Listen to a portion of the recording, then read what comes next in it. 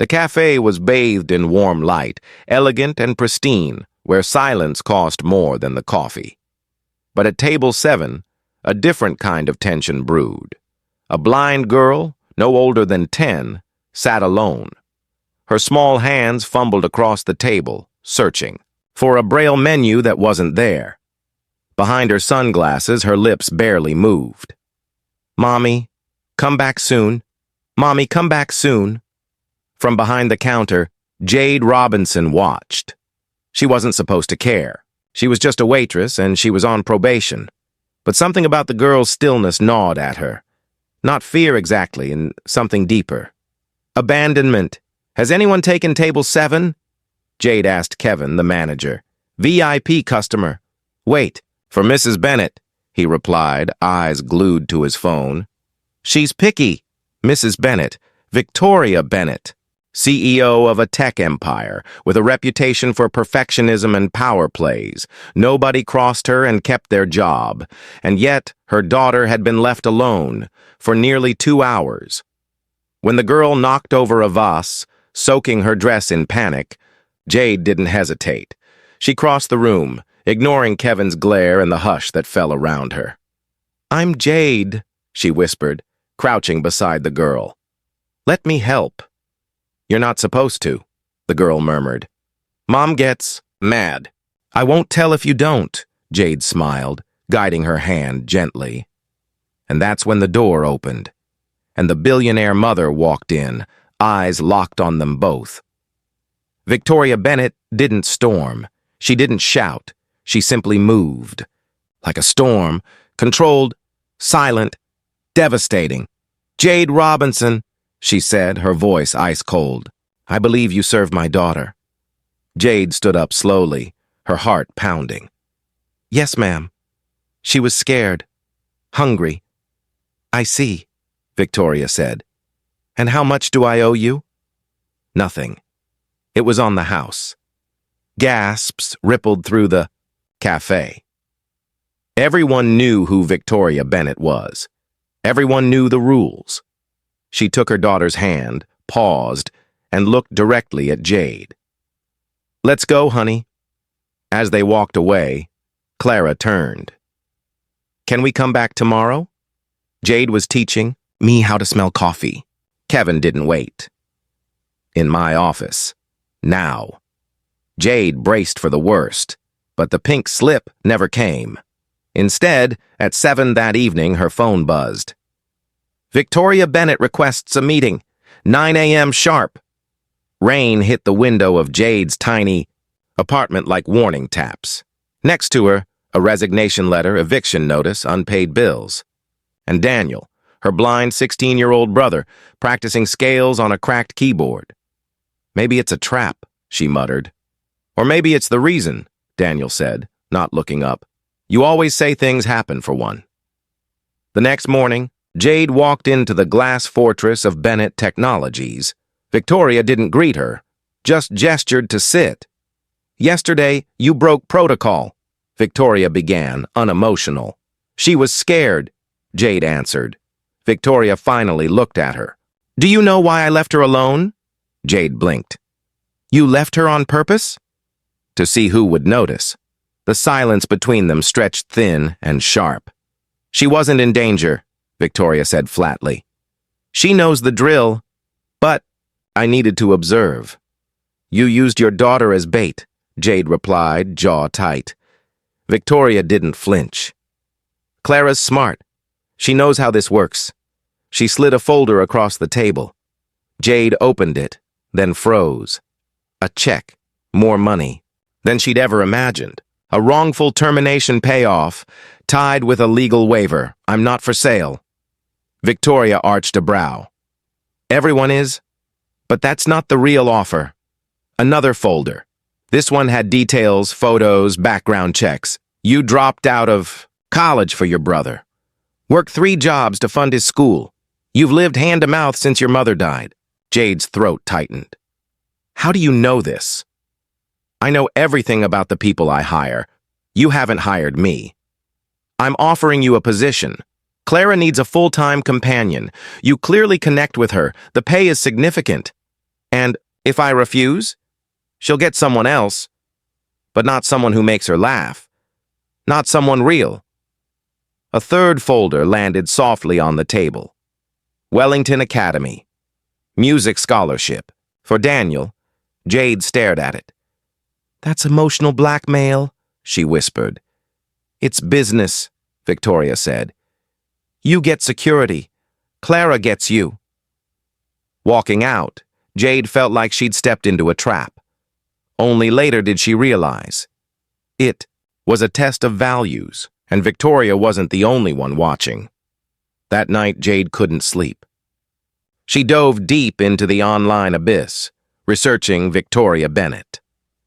At first, it was all polish and shine, magazine covers, TED Talks, foundations. But the deeper she dug, the more cracks she found. Disgruntled former employees, a nanny who filed a lawsuit, then mysteriously retracted it, anonymous posts about intimidation, manipulation, reputational ruin, then she found it, buried in a 5-year-old police report. Clara Bennett. Car accident. Suspected DUI. Driver, Victoria Bennett. Follow-up. Reports? None. Story disappeared, and Clara had gone blind that same year. Jade leaned back, sick to her stomach. She called Trevor Bennett, Victoria's brother, whose name appeared on one of the suppressed emails. She caused the crash, he confirmed, quietly. Was texting. Lawyers sealed it all. The other driver took a settlement. She told me Clara's condition was congenital. It wasn't, and it gets worse. Trevor hesitated.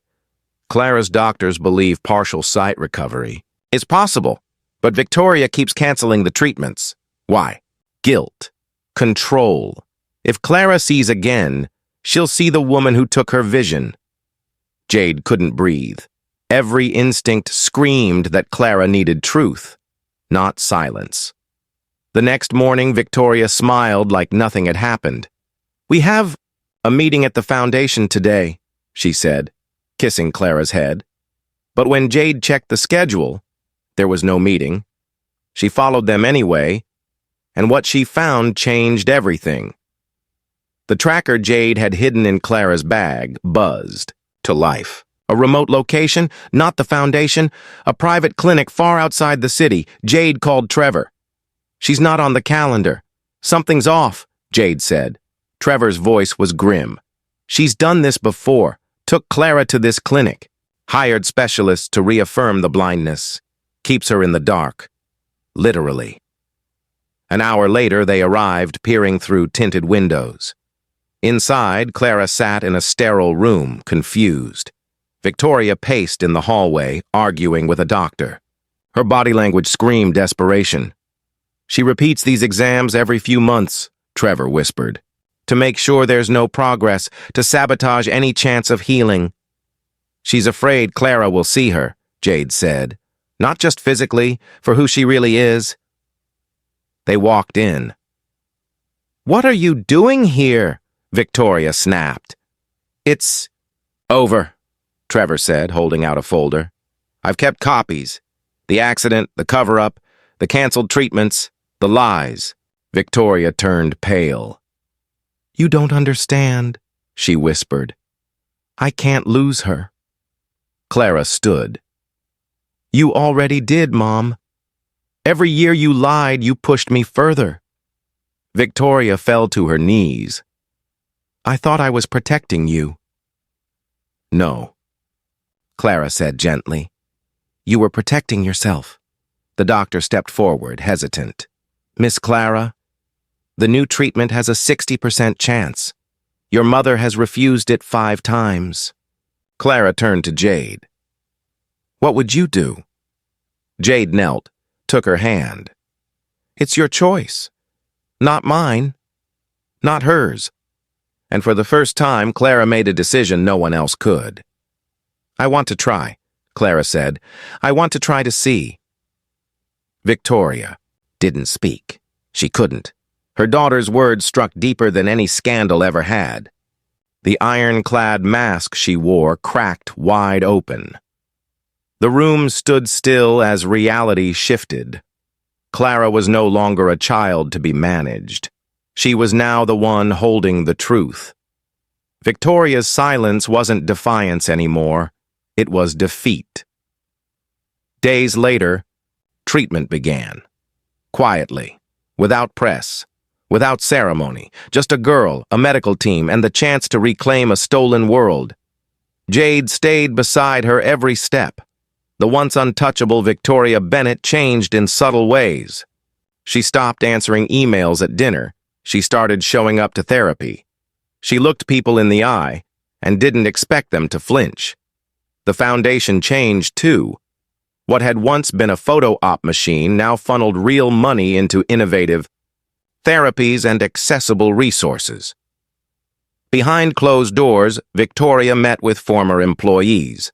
Apologies, though rare, were made. Some bridges rebuilt, others left in ruins. Jade kept her distance. She had done what she came for, helped Clara reclaim her agency. But she also saw something unexpected in Victoria.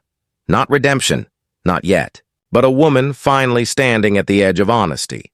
And when Daniel was invited to perform at a Bennett event, playing a haunting melody Clara had described by memory, Victoria sat in the front row, not as a CEO, not as a puppeteer, but as a mother, trying, clumsily, painfully, to change.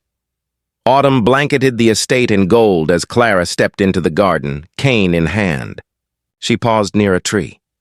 "I can see it. A little," she whispered. "It's orange. Or maybe yellow. The shape is like a cloud wearing boots." Jade laughed softly. "That's definitely a tree." Clara's vision wasn't fully restored, but outlines came into focus. Shadows danced with colors, and on clear days her world shimmered with possibilities. Victoria watched from the porch, tea trembling in her hands.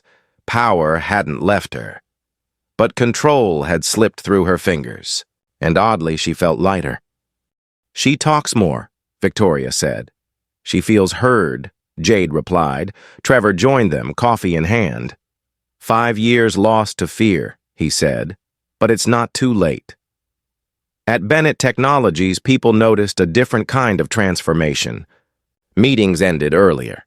Charity became priority. Employees whispered about the CEO, who now walked the hallways with softness in her eyes. And at Wellington Academy, Daniel's music was stirring standing ovations. The blind boy with fire in his fingers now played under spotlight. Jade lived between two worlds, corporate empire and grassroots change. She was still Clara's guide, but also coordinator of the foundation's outreach. A bridge between privilege and purpose. One afternoon, as Clara and Daniel played piano together, Victoria asked softly, "Did you know this would happen?" Jade shook her head. "I just knew Clara deserved a chance. And you, maybe deserved one too." Victoria smiled. "Not a performance. A beginning." Clara's birthday filled the mansion with sounds it hadn't heard in years. Laughter, music, squeals of joy. Children from the foundation explored the garden, each with varying levels, of sight or none at all. Their hands found sculptures Clara had made, art to be felt, not just seen. Victoria moved among them, not as the host, not as the billionaire, just Clara's mother.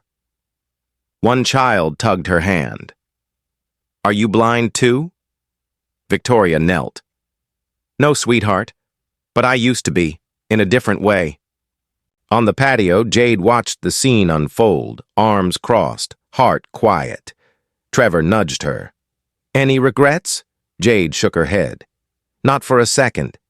That evening, after the guests left, Clara handed her mother a gift, a small canvas of textured paints. "Sometimes," Clara said, "we need to lose something to learn how to see." Victoria held the painting like it was porcelain. "Thank you, my star." Later that night, in the office where fortunes were made, Victoria slid a folder toward Jade. "I want you to run the foundation. Not as an employee, as a partner."